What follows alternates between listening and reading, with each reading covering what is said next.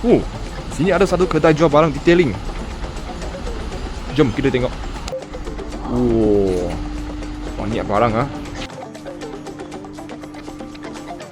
Wah, polisher pun banyak juga. Tapi kena pilih yang mana tu. Bos. Okay, bos. Saya baru nak buka satu kedai detailing. Okay, you recommendkan barang apa? Oh, kau nak bukan detailing? Ya, betul. Bahagian teori itu polis tahu tak? Tak tahu lagi. Tak tahu lagi ya? So maksudnya apa pun tak tahu lah. Baru nak start nak belajar lah. Ya, betul. Boleh lah, senang. I recommend satu anti-ram punya machine DA 21mm. Okay. Ini anda hanya sedia ada satu batang dengan polish pad.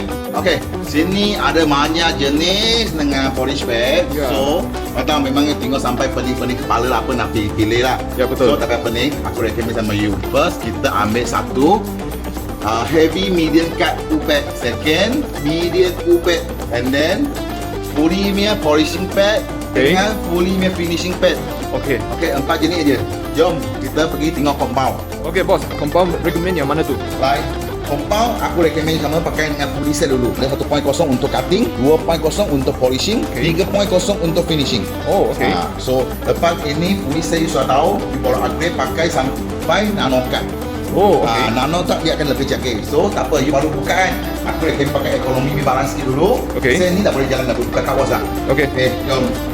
Sekarang saya tunjuk cara pakai medium heavy pad dengan compound fully 1.0 anti-ram Cyclone series dual action 21mm, letak dengan compound 1.0. Jalan. Siap.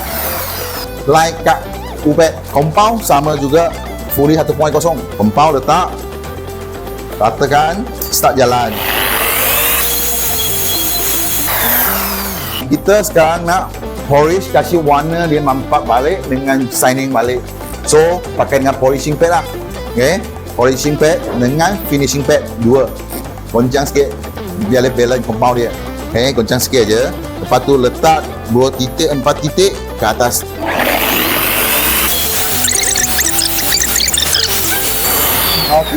Last step, kita pakai finishing.